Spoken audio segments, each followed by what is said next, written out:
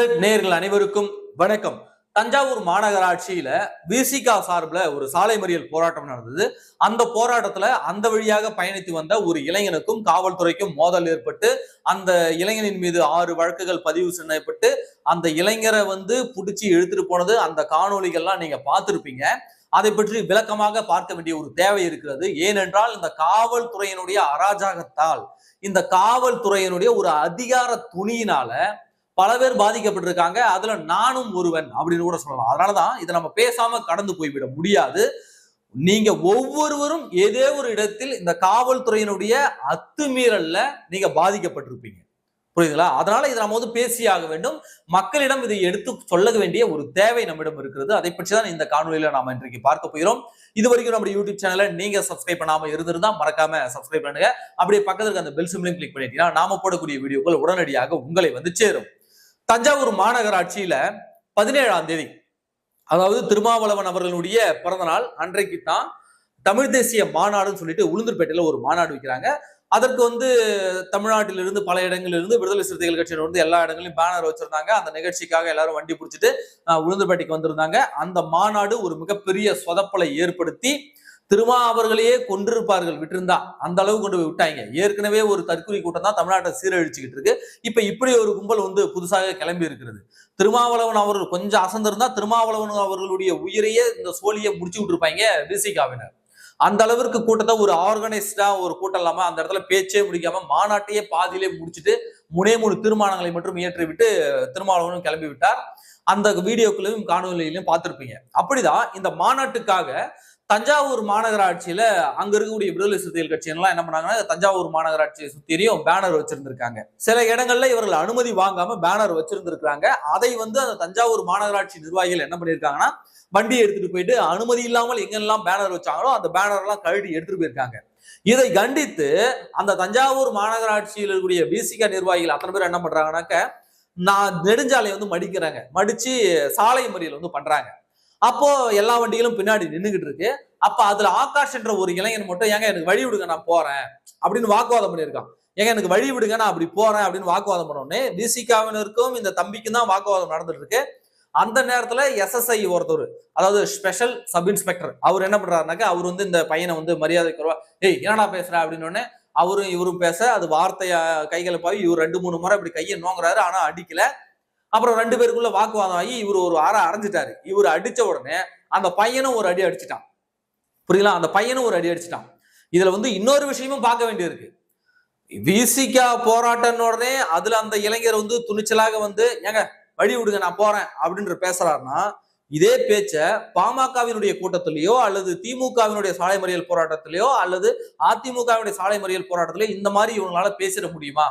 அப்போ இவங்க போராட்டம் பண்றாங்கன்னா எல்லாரும் அமைதியா நிக்கிறாங்க. இந்த தம்பி கொஞ்சம் அமைதியாக இருந்திருக்கணும். இல்ல எல்லாரும் ஏன்னா ஒரு 1/2 மணி நேரத்துல எல்லாரையும் அடிச்சு துரத்தி விட்டுருவாங்க. போலீஸ்காரங்களே அரெஸ்ட் பண்ணி எடுத்துட்டு போயிட்டு ஒரு கல்யாண மண்டபத்துக்குள்ள வச்சு விட்டு அவங்களே ரிலீஸ் பண்ணிடுவாங்க. அப்படியே நடக்கும். எல்லாரும் இருக்கும்போது நான் மட்டும் இப்படி போறேன்ற போது அங்க வாக்குவாதம் ஆகுறது. ஏன்னா சாலை மறியல் போராட்டம் எல்லாருமே உங்களுக்கு தெரியும், எல்லா கட்சியினரும் பண்றதா. எல்லா கட்சியினரும் பண்ணும்போது ஒரு மாஸ் கிரௌடு இருக்கும்போது அங்க போய் வாண்டடா போய் வாய விட்டோம்னாக்க அவங்க இருக்கிற கொந்தளிப்புல இது ஒரு பிரச்சனையாகவும் ஒரு கிளாஷ் ஆகும். புரியுதுங்களா? அப்போ அந்த இளைஞரின் மீது இருக்கக்கூடிய ஒரு அக்கறையால கூட, ஏன்னா விசிகா கட்சியினருக்கும் அவருக்கு 2 பேருக்கும் தான் முதல்ல வாக்குவாதம் ஆகுது. அதனால இப்ப ஏன்னா கட்சிக்காரன் மொத்த பேர் இருக்கிற இடத்துல இவங்க பக்கம் போனா திரும்ப கலவரமாகும். அப்ப இந்த ஒரு தம்பி தான். அப்ப இவங்களுக்குள்ள ஏதாவது சண்டையாயிடுன்ற ஒரு நல்லெண்ணத்துல கூட அந்த காவல்துறை அந்த தம்பிய போயா அப்படி போப்பா இந்த மாதிரி பிரச்சனை போயா அப்படின்னு சொல்லி கூட ஏதாவது சொல்லிருக்கலாம். அவருக்குள்ள வாக்குவாதம் முற்றி அடிச்சிருக்கிறார். சரிங்களா? அதனால இதே வேற கட்சி சாலை மறியலா இருந்தா இந்த தம்பி இவ்வளவு துணிச்சலாக போய் சொல்லுவாங்களா, நான் போறேன் வழி விடுங்க அப்படின்னு சொல்லுவாரா என்னன்னு நமக்கு தெரியல. ஒருவேளை விசிகான்றதால இப்படி பண்றாங்களா அப்படின்னு இப்படி ஒரு பாயிண்ட் ஆஃப் வியூ இருக்கு. இப்படி இருக்கும்போது இதுல அந்த காவல்துறையினர் செய்தது சரியா தவறான்ற ஒரு பாயிண்ட் ஆஃப் வியூ இருக்கு. அதுல நாம பேசி ஆகணும். ஏன்னா இந்த காவல்துறையினருக்கு என்ன ஆனாக்க தாங்க யூனிஃபார்ம் போட்டாலே போலீஸா பதவி ஏற்றுட்டாலே நமக்கு 2 கொம்பு முளைச்சிடுச்சு, நாம யாருனாலும் அடிக்கலாம், எவனாலும் தட்டலாம், எவனாலும் வாயா போயான்னு பேசலாம் அப்படின்ற ஒரு மமதை இவர்களுக்கு இருக்கிறது. அதற்கு ஒரு காரணம் இந்த சினிமாவும் ஒரு காரணம். நம்ம சிங்கம் படம், தூளு படம், இது நம்ம சாமி படம், இந்த மாதிரி அந்த தொடர்ச்சியா சொன்னா விஜயகாந்த் அவர்கள் நடிச்ச காவல்துறை படம்லாம் அவ்வளவு படங்கள் இருக்குது. புரியுங்களா? அவ்வளவு படங்கள் இருக்கு. சேதுபதி ஐபிஎஸ் இந்த மாதிரிலாம் ரொம்ப பில்டப் பண்றது. ஏன்னா நம்ம தமிழ் சினிமாவில் இருக்கக்கூடிய அத்தனை நடிகர்களும் ஏதாவது ஒரு காவல்துறை வேடத்துல நடிச்சிருப்பாங்க. பெரும்பாலும் அந்த வேடங்கள் வந்து ஐபிஎஸ் அதிகாரிகளா இருப்பாங்க. சில இதுல வந்து டிஎஸ்பி, எஸ்பி இந்த மாதிரி அந்தஸ்துல இருப்பாங்க. இந்த போலீஸ் படத்துல போலீஸ் வேடத்துல நடிக்காத தமிழ் நடிகர்கள் இருக்க மாட்டாங்க. அப்போ நான் ஓங்கி அடிச்சா 100 வெயிட்ரா பாக்குறியா கண்ட விட்டு கண்டம் தாண்டி அப்படின்னு இந்த டைலாக் எல்லாம் பேச இந்த படங்கள்லாம் மக்கள் வந்து போக போலீஸ்காரங்களாம் அப்படி இப்படி அப்படின்ற ஒரு பிம்பம் வந்துடும். அது மட்டும் இல்லாம காவல்துறையினருக்கு நம்ம இப்படிதான் இருக்கணும். அதுவும் சிங்கம் படம்லாம் பார்த்துட்டு நிறைய போலீஸ்காரங்க டிஷர்ட்டை இறுக்கி போட்டுக்கிட்டு இதோட போட்டுக்கிட்டு கையில காப்பு போட்டுக்கிட்டு இப்படி நடந்து போற இதெல்லாம் நம்ம பார்த்திருப்போம். புரியுதுங்களா? இதெல்லாம் பார்க்காமலாம் இல்லை. அப்போ தமிழ் சினிமாவுக்கும் ஒரு பங்கு இருக்கு. காவல்துறைக்கு அளவற்ற எல்லையற்ற ஒரு அதிகாரம் இருக்கு. அவங்க யாரை நினைச்சா வேணாலும் அடிக்கலாம், யாரை வேணாலும் திட்டலாம், யாரை வேணாலும் கைது பண்ணலாம் அப்படின்ற ஒரு உளவியலை விதைத்த ஒரு பங்கு இந்த சினிமாவுக்கும் இருக்குது. புரியுதுங்களா? அதனால அதை தவிர்த்து விட்டு நம்ம பேசிட முடியாது. அப்ப இந்த காவல்துறையினர் எதற்காக வாக்குவாதம் ஆகிக்கிட்டு இருக்கு? ஒண்ணு பிடிச்சி இழுத்துட்டு போயிட்டு எங்கேயாவது அவனை உட்கார வைக்கலாம், அல்லது வண்டியில எங்கேயாவது ஏற்றி அனுப்பி விடலாம். அதை விட்டுட்டு அடிக்கிற வேலையை அந்த அடிக்கிற அதிகாரத்தை யார் இந்த எஸ்எஸ்ஐக்கு கொடுத்தது? பொதுவெளியில ஒருத்தனை அடிக்கக்கூடிய அதிகாரம் உரிமை உங்களுக்கு யார் கொடுத்தது? அப்போ முதல்ல அடிச்சது நீங்க, அப்புறமா தான் அந்த தம்பி அடிக்கிறான். ஆனா இந்த எஸ்எஸ்ஐ மீது எந்த விதமான ஒரு நடவடிக்கை வழக்கோ இல்லை. நீங்க அடிச்சதுக்கு திரும்பி அடிச்ச அந்த மாணவனின் மீது மட்டும், அந்த இளைஞனின் மீது மட்டும் எதற்காக 6 வழக்குகள்ல பதிவு பண்ணிருக்கீங்க? அப்ப அவனுடைய எதிர்காலத்தை முடிச்சு விடணும். அதானே இந்த காவல்துறையோட நோக்கம். அந்த தம்பி வரான், வழி விடுங்கன்னு சொல்றான், அந்த கட்சியினருக்குள்ள விமர்சனம் ஆகுது அப்படின்னாக்க பேசி அவனை எட்ட போகணும். அதனால அடிக்க கை ஓங்குறது, அடிக்கிறது, இந்த அதிகாரத்தை யார் கொடுத்தா? காவல்துறைக்கு. அப்ப நம்ம அடிச்சா யாரும் கேட்க மாட்டாங்க அப்படின்ற ஒரு தைரியத்தை இந்த காவல்துறைக்கு இது கொடுத்துருக்கா அப்படின்ற ஒரு கேள்வியும் நம்ம மத்தியில் இருக்குல்ல. அப்போ அந்த இளைஞனை வந்து இன்னைக்கு அவனை அடிச்சு அவனை பின்னாடி ஒரு போலீஸார் என்ன பண்றாருன்னா கழுத்துல இப்படி கையை வச்சு இப்படி நெருக்கி இழுத்துட்டு போறாரு. வண்டிக்குள்ள வச்சு கயிறு கழுத்துல கிட்ட இருக்க கயிறை பிடிச்சி ஒருத்தன் உள்ள வண்டிக்குள்ள இருந்து இழுக்கிறான். அந்த கயிறு நெருக்குது. அந்த பையனுடைய உயிருக்கு அல்லது இங்க இருக்கக்கூடிய அந்த தொண்டை ஏதாவது ஒரு டேமேஜ் ஆகியிருந்தா அதற்கு யார் பதில் சொல்லுவா? இந்த காவல்துறை பதில் சொல்லுமா? அப்ப ஒட்டுமொத்த காவல்துறை அந்த இளைஞனை ஏதோ தீவிரவாதி போல, ஏதோ ஒரு குற்றவாளி போல அப்படி அடிச்சு அவனை கையெல்லாம் ஊருக்கி கழுத்துல கையை வச்சு அழுத்தி உள்ள போயிட்டு கயிறு போட்டு கழுத்தை பிடிச்சி இழுத்து உள்ள காருக்குள்ள ஏத்துறீங்கன்னா இந்த அதிகாரத்தை உங்களுக்கு யார் கொடுத்ததுன்னு தான் நாங்க கேட்கிறோம். அந்த எஸ்எஸ்ஐ அடிச்சாரு, அவர் மேல என்ன நடவடிக்கை எடுத்தீங்க? ஏன் அந்த அவர் மீது எந்த வழக்கும் பதிவு பண்ணல? அந்த இளைஞர் அடிச்சார்ல, அவர் மேல வழக்கு பதிவு பண்ணல. இவர் தானே முதல்ல அடிச்சாரு. அத்தனை கேமராக்கள் இருக்கும்பொழுது, அத்தனை பேர் பார்க்கும் பொழுது இவர் கை நீட்டி அடிக்கிறாருன்னா அந்த தைரியம் இவருக்கு யார் கொடுத்தா? உங்களுக்கு அந்த உரிமையை யார் சார் கொடுத்தா? நீங்க அடிச்சதா தானே அவன் திருப்பி அடிச்சான். இன்றைக்கு அவன் மீது மட்டும் 6 வழக்குன்னா அவனுடைய எதிர்காலத்தை முடிச்சு விடணும் தானே பாக்குறீங்க. அப்ப இந்த எஸ்எஸ்ஐ மீது என்ன நடவடிக்கை? உங்களுக்கு அடிக்கிறதுக்கு, பொதுமக்கள் அடிக்கிறது தான் சொல்லி கொடுத்துருக்காங்களா? உங்களுக்கு எமோஷனல் கண்ட்ரோல் சொல்லி கொடுக்கவே இல்லையா? ஒரு சாலை மறியல் நடக்கும்போது, ஒரு உண்ணாவிரதம் நடக்கும்போது, ஒரு போராட்டம் நடக்கும்போது அதை எப்படி ஹேண்டில் பண்ணணும்னு உங்களுக்கு சொல்லி கொடுக்கலையா ட்ரைனிங்ல? இதெல்லாம் சொல்லி கொடுப்பாங்க. ஏன்னா ஒரு கூட்டம் கூடும் போது அங்க எல்லாருமே உணர்ச்சி பழம்பா இருப்பாங்க, எல்லாரும் ஏதாவது வார்த்தை விடுவாங்க. அந்த இடத்துல காவல்துறையோட வேலையே அவன் என்னதான் நம்மளை பச்சை பச்சையா திட்டினாலும் போராட்டத்துக்கு, ஏன்னா அவன் வந்து ஒரு மாஸ் கூட்டமா சேர்ந்து இருக்கிறான். ஒரு 4-5 பேர் போராட்டம் நடத்தும் போது அது வீரியமா இருக்காது. ஆனா ஒரு 60-70 பேர் கூடும் போது அது மிகப்பெரிய வீரியமாக இருக்கும். ஒவ்வொருத்தரும் எமோஷனலா கனெக்ட் ஆயிருப்பான். அது பெரிய பிரச்சனையா பிடிக்கும். அப்ப அதை ஹேண்டில் பண்றதுக்கு காவல்துறையில அதிகாரிகளுக்கு சொல்லி கொடுப்பாங்க. எதிரில் ஆப்போசிட்ல இருக்கவன் என்ன திட்டினாலும் சரி, எப்படி பச்சை பச்சை பேசினாலும் சரி, நீங்க எப்பவுமே கூலா இருக்கணும், ரிலாக்ஸா அதை ஹேண்டில் பண்ணணும். எந்த ஒரு சூழ்நிலையும் கலவரம் வராமல், யாருக்கும் பாதிப்பு வராமல் அந்த கூட்டத்தை கலைக்கணும்னு சொல்லிட்டு ட்ரைனிங்ல சொல்லி கொடுப்பாங்க. அந்த பொறுமை இவருக்கு எங்க போச்சு?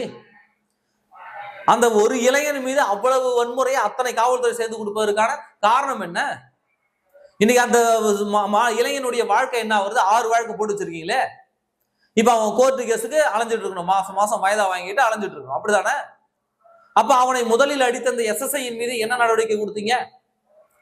இதே நான் போன வாரம் நான் வந்து அங்க தாம்பரத்துல இருந்து நான் அங்க அசோக் நகர் வரணும், வண்டியில வந்துகிட்டு இருக்கேன்.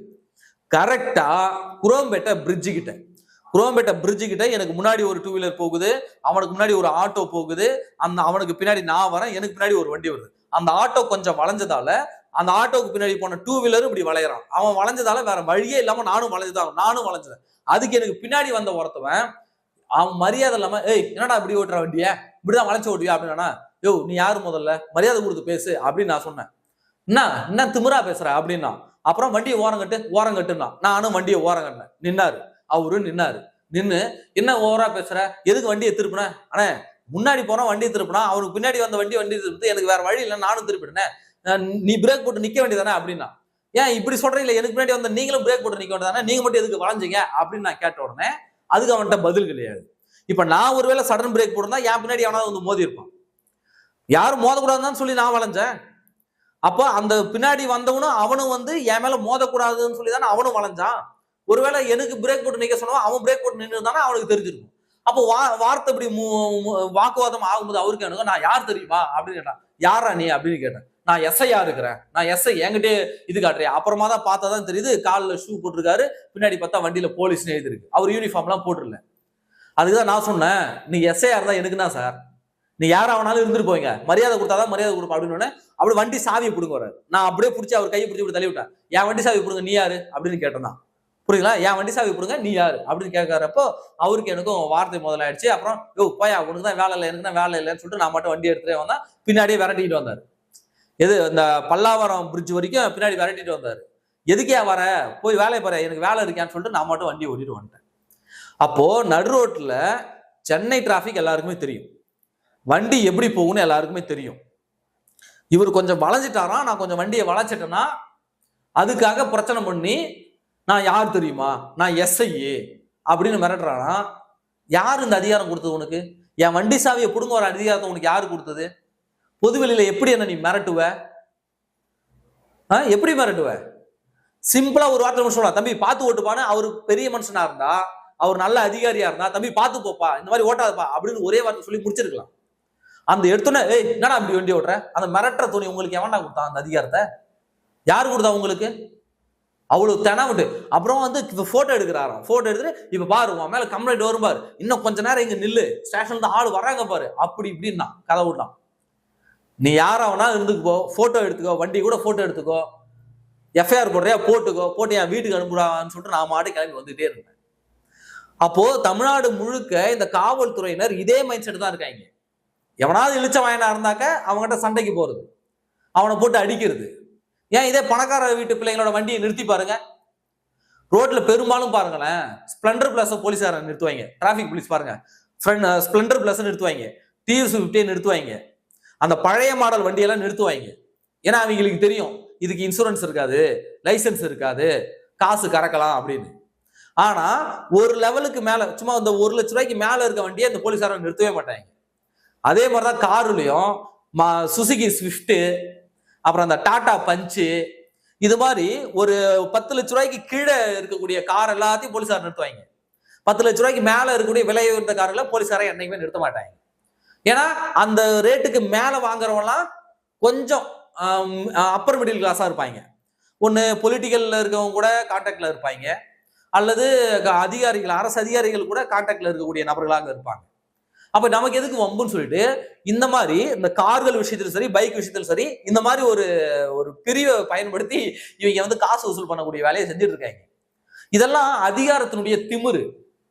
ஒரு சாமானிய இன்னைக்கு ஒரு சாதாரண ஒரு இளைஞன்றதால அவன் மேல கை வச்சிருச்சு போலீஸ், அவனை பிடிச்சி அப்படியே கழுத்தை பிடிச்சி இறுக்கி தூக்கிட்டு போய் வண்டியில உட்கார வச்சிருச்சு. இதே வேறு ஒரு நபராக இருந்திருந்தா, ஒரு அரசியல்வாதியினுடைய மகனாக இருந்திருந்தா, ஒரு சினிமா இன்ஃபுளுசருடைய ஒரு மகனாக இருந்திருந்தா, ஒரு உயரதிகாரியுடைய மகனாக இருந்தா இப்படி இந்த காவல்துறை நடக்குமான்னு நாங்க கேட்கிறோம்.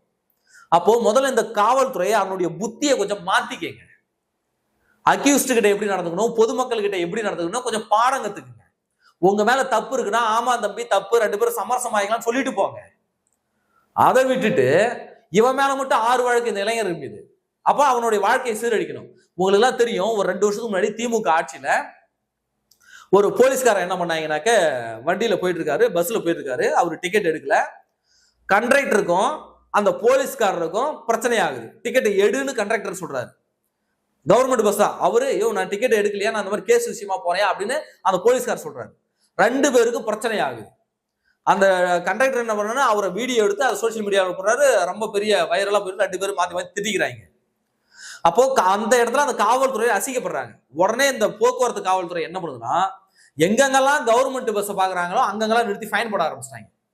இந்த பிரச்சனை பெருசானதை உணர்ந்த உடனே அமைச்சர் லெவலுக்கு போயிட்டு அப்புறமா அந்த காவல்துறையினரும் அந்த நடத்துனரும் 2 பேரும் பேசி ஒரு வீடியோ போடுறாங்க. இந்த சம்பவம் உங்களுக்கு நினைவு இருக்கா?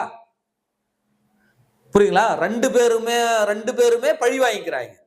வர போலீஸ் கிட்ட எல்லாம் போக்குவரத்துல இருக்கிறவங்க நீ காசு கொடுத்தாதான் நீ பயணிக்க அப்படின்னு சொல்றாங்க. போலீஸ்காரங்களாம் கவர்மெண்ட் பஸ்ஸை நிறுத்தி ஃபைன் போடுறாங்க. அப்புறம் 2 பேரும் சமாதானம் பண்ணி வச்சாங்க. ஆனா இப்ப இந்த விஷயத்துல ஏன் நடக்கல? ஏன்னா அந்த இளைஞன் என்பவன் தனிப்பட்ட நபர். அந்த தனிப்பட்ட நபர் இருந்தாலும் அவர் மேல மட்டும் வழக்கு, இவர் மேல எந்த வழக்கம் இல்லை. ஐயோ, காவல்துறையினர் அடிக்கலாமா? காவல்துறையுடைய மரியாதை என்ன போறது? காவல்துறை யாரு மதிப்பா? சரிங்க, காவல்துறை பொதுமக்கள் அடிக்கலாமா? அப்ப பொதுமக்களுக்கு பயம் வராதா? அந்த பயத்தை விதைப்பதற்கு தான் காவல்துறையுடைய வேலையா இப்படின்னு கேள்வியை திருப்பி கேட்டா அதுக்கு என்ன பதில் இருக்கிறது உங்களுக்கு தான்? சொல்லுங்க பாப்போம்.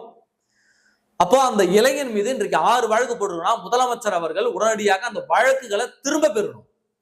முதல்ல அந்த போலீஸ்காரனை மன்னிப்பு கேட்க சொல்லுங்க, அப்புறமா அந்த இளைஞனையும் மன்னிப்பு கேட்க சொல்லுங்க. அப்படி இல்லையா, அந்த இளைஞன் மீது நீங்க வழக்கு போடுறீங்களா, அதே மாதிரி அந்த போலீஸ்காரன் மீது வழக்கு போடுங்க. அதை விட்டுட்டு அந்த ஒரு பொதுமக்கள் ஒரு சாதாரண இளைஞன் மீது மட்டும் அத்தனை வழக்குகள், அந்த ஒரு இளைஞனை போட்டு அத்தனை போலீஸ்காரங்க அடிச்சாங்களே, அத்தனை போலீஸ்காரன் மீது எங்க வழக்கு போச்சு? ஏன் அத்தனை போலீஸ்காரர்கள் மீது வழக்கு போடல? சொல்லுங்க பாப்போம். ஏன் அங்க அந்த போலீஸ்காரர்கள் மீது வழக்கு போடல? இதுக்கு ஏதாவது பதில் இருக்கா? அப்போ இந்த ஆட்சி யாருக்கானது? மக்களுக்கானதா இல்ல அதிகாரம் படைத்தவர்களுக்கா அப்படின்ற ஒரு கேள்வி எழும்புதுல. முதல்ல காவல்துறையினுடைய அதிகாரம் என்பதே மக்களை பாதுகாப்பதற்கு தானே தவிர மக்களையே கொள்வதற்கு, மக்களையோ அடிப்பதற்கு அந்த அதிகாரம் அல்ல. உங்களுக்கு காவல்துறையினருக்கு கொடுக்கப்பட்ட அதிகாரம் என்பது மக்களை பாதுகாக்க, மக்களை நல்வழிப்படுத்த, அதுக்கு தான் அதிகாரமே தவிர அவர்கள் பொதுமக்களை அடிப்பதற்கும் அவர்களை துன்புறுத்துவதற்கும் அதற்காக உங்களுக்கு அந்த அதிகாரம் கொடுக்கப்படவில்லை என்பதை காவல்துறையினரும் புரிந்து கொள்ள வேண்டும். நன்றி.